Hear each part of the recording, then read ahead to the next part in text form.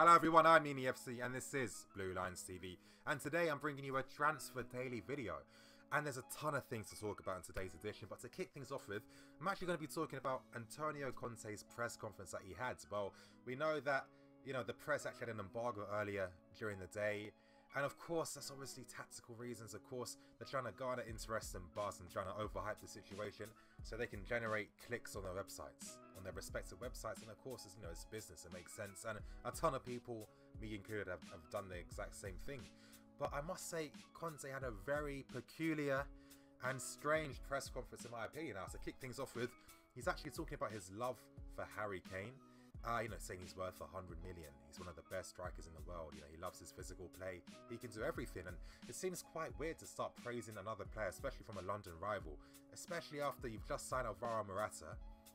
Your main target, the player that you wanted the most, and you've got Michy Batshuayi. And I really think that I hate when managers start praising other players, especially from a London rival, because again, how is a player going to react to hearing that the manager actually prefers another target and rates a player more highly than them? I don't think that's the right approach. I don't think Mourinho would have done something like that. And yeah, it's quite strange to start giving praise. The big bombshell was that we actually tried to make a bid for Kyle Walker, and again that really surprises me, especially after the season Moses had. And I was thinking of releasing a video of Kyle Walker, Moses, Newman, the guy who was on our channel, he beat me to it. But I find that quite peculiar, and it gets me thinking, are the clubs really analysing and studying these players that they want? Because with Walker, there are limitations in his game. First of all, he's a right back, he's not a wing back. He's not someone that's going to dominate the right hand side by himself. At Tottenham, for example, he only ever got forward whenever Harison drifted out wide, or any other Spurs player drifted out wide to let him come up. He doesn't have the one-on-one dribbling to get past people. I think his dribbling success rate is at 50%, which isn't high, and his dribbling style is pretty poor, hitting the ball in front and running after it. Of course, people praise him for his crossing, but when you compared Moses and Walker's crossing from last season, they had 13% cross completion rate, so it wasn't any better. And also Kyle Walker gives away a lot of fouls, free kicks, and he's more susceptible to being beaten one-on-one. And it was quite baffling to hear that we even attempted to make a bid for him. I mean, how was Victor Moses thinking after the season he had last year, the trust the manager had in him? It kind of feels like it was all for nothing, and Conte is just looking at a reputation somewhere else. So I found that quite peculiar, but it gets worse in my opinion. He then addresses the youth situation from his own eyes, and he was based under the impression that the problem with youth today, especially the ones that Chelsea is implying, is that they aren't patient enough. I must say that is quite funny. I can't, on this channel I like to be very level-headed, and I like to always be not critical, but I like to give my honest opinions. I don't like personal bias get in my way, but I must say it was quite rich coming from Conte, and it was quite ironic in a way, because of course he's praising Harry Kane, a guy that struggled on many loan spells, didn't do anything, couldn't even break into the first team at championship level.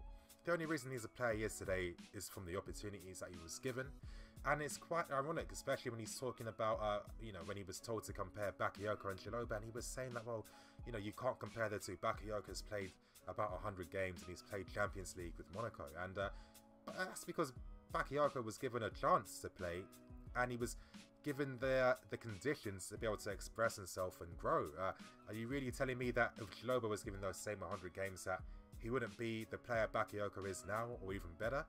I find that quite strange, and it's like, how can you miss the irony behind that, especially when you're praising other players? I mean, he didn't just praise Harry Kane, he praised Dele Alli, another young kid who was given an opportunity and a chance to show what he can do and to prove himself. And Conte suggesting that these young players aren't patient. Well, how can they be patient when even games, example last season after we won the league, they were nothing games, and he still don't want to play youth?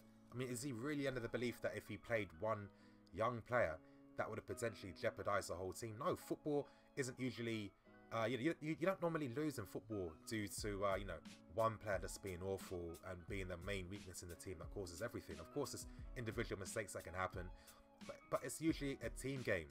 On average, on that, the grand scheme of things, it's not always down to individual mistakes, and it's quite peculiar that I mean, I don't understand what he was suggesting. What they should be happy being fourth choice options and continue getting less than 700 minutes a season, and then until one day when they're 25, Conte might look at them. No, and this is an Italian approach that they've had in Serie A.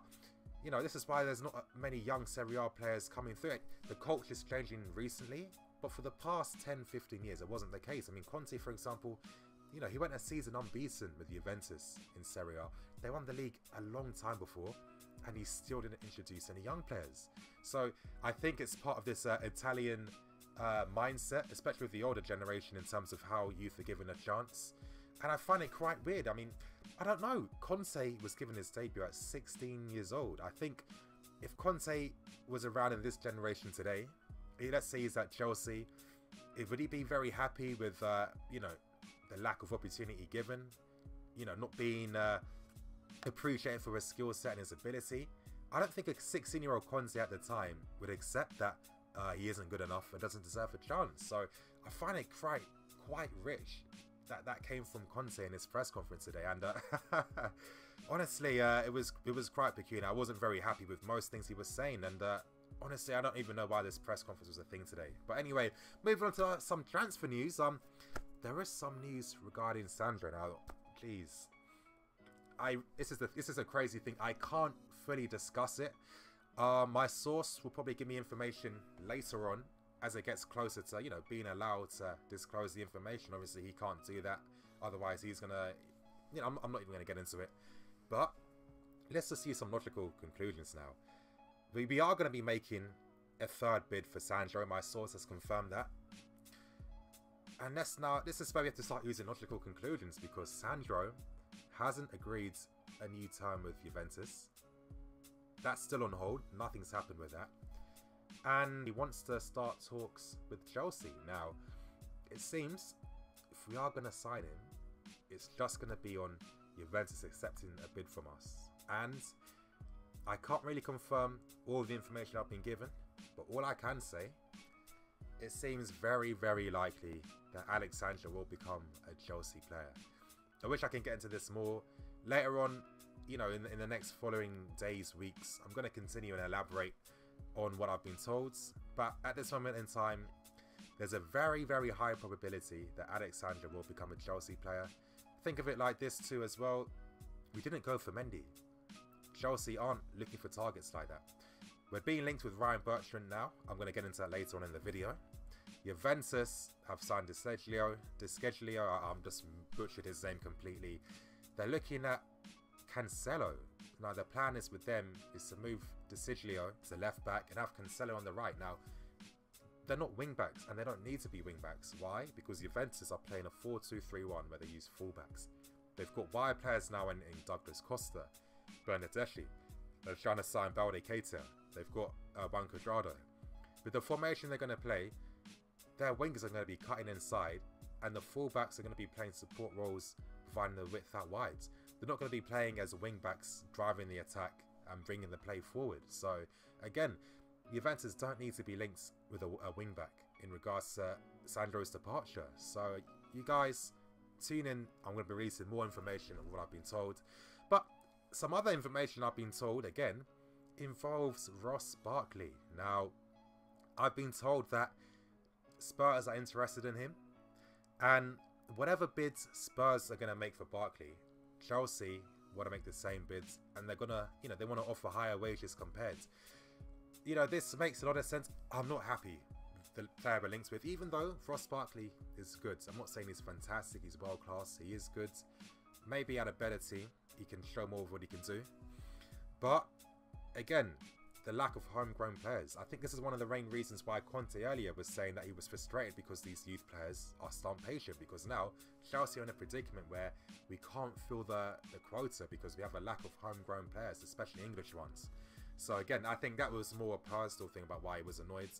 And Ross Barkley, there's going to be more information coming on that.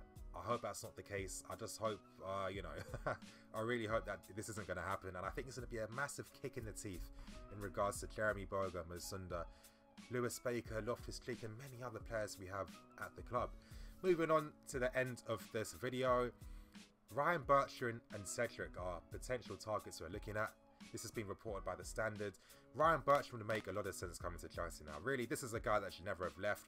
And honestly, this guy's one of the most underrated players in the Premier League. He's been one of the top left-backs in the league for the past 3 seasons, without a doubt, without a fact. He's got tenacity in the tackle. He's very fast. He can cross. He can get forward. He can come back and defend. His positioning is very good.